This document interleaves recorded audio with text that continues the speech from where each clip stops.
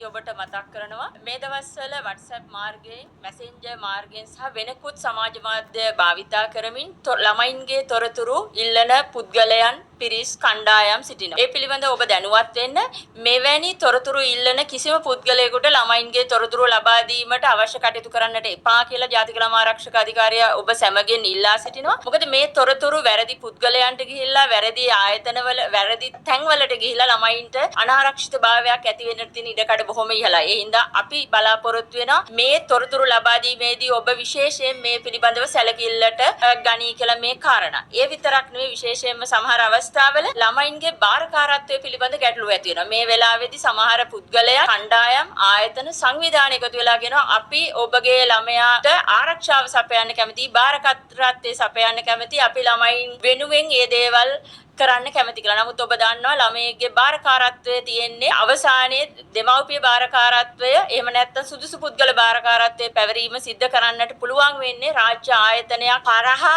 විශේෂයෙන්ම පරිවැස ළමා ආරක්ෂක සේවා දෙපාර්තමේන්තුව නෛතික ක්‍රියාමාර්ග ගනිමින් මේ කටයුත්ත කරන බව ඔබට අපි මතක් කර සිටිනවා. ඒ හින්දා කිසිම පුද්ගලයෙකුට ළමයෙක්ගේ බාරකාරත්වය නීතිමය ක්‍රියාවලියක් තුලින් හැර ළමයේගේ බාරකාරත්වයේ පැවරීමට කිසිදු ඉඩක් නැහැ කියන එක ජාතික ළමා ආරක්ෂක අධිකාරිය වෙනුවෙන් අපි මහ ජනතාව දැනුවත් කිරීමට කැමැතියි. ඇතැම් අවස්ථාවල ඔබ දැක තියෙනවා ළමයින් පිළිබඳ තොරතුරු ඉල්ලීම මේ අවස්ථාවේ සිද්ධ වෙනවා. නමුත් ඔබ දන්නවා මේ තොරතුරු ලබා දීමෙන් විශේෂයෙන්ම සැකකටයුතු පුද්ගලයන් ඔබට තේරෙයි සමහර තොරතුරු ඉල්ලනවා ආධාර ලබා දීමට හැකියාව තියෙනවා කියලා. එහෙමත් නැත්නම් විවිධ ක්‍රම ඔස්සේ ඔවුන් ඔබගේ ළමයාගේ තොරතුරු ඉල්ලනවා. එහෙමත් නැත්නම් මේ අවස්ථාවේදී මව පියා අහිමි දරුවන්ගේ තොරතුරු රැස් කිරීමත් සිද්ධ වෙනවා.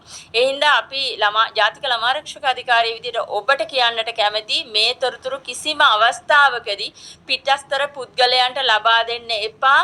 රාජ්‍ය ව්‍යුහය තුල ග්‍රාම නිලධාරී ඉවරයා ඔබගෙන් තොරතුරු ලබා ගන්නවීවි.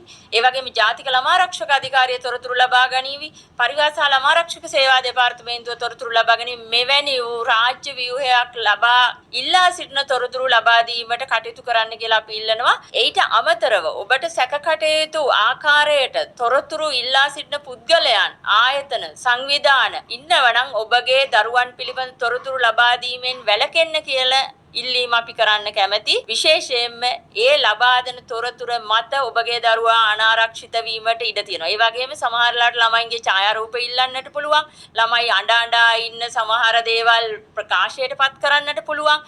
අපි මේ අවස්ථාවේදී ඉල්ලනවා ළමයාගේ ආත්ම ගෞරවය, ඒ වගේම ළමයාට තියෙන සුන්දර ළමා ලෝකේ විනාශ කිරීමට අවශ්‍ය කිසිදු ඉඩකඩක් ඔබ කිසිම අවස්ථාවකදී දෙන්නට එපා කියන ඉල්ලීම කරනවා. ඔබට ළමයින් සම්බන්ධ මේ ආපදා අවස්ථාවේදී යම්කිසි පැමිණිල්ලක් කරන්නට තියෙනවා නම් 1929 ජාතික ළමා ආරක්ෂක අධිකාරිය ක්‍රියාත්මක කරන ළමා උපකාරක දුරකථන සේවය පැය 24 පුරා විවෘතයි. ඒ හින්දා ඔබට කැමති භාෂාවකින් ඒ සහාය ඔවුන්ගෙන් ඉල්ලා සිටින්න කියන ආරාධනාව අපි කරනවා. මොකද මේ වගේ අවස්ථාවක ඔබට ඕනතරම් ප්‍රශ්න ඇති ළමයින් සම්බන්ධව මේ තොරතුරු ජාතික ළමා ආරක්ෂක අධිකාරියට ලබා දෙන්නට කියලා අපි බොහොම ගෞරවයෙන් ඉල්ලා සිටිනවා.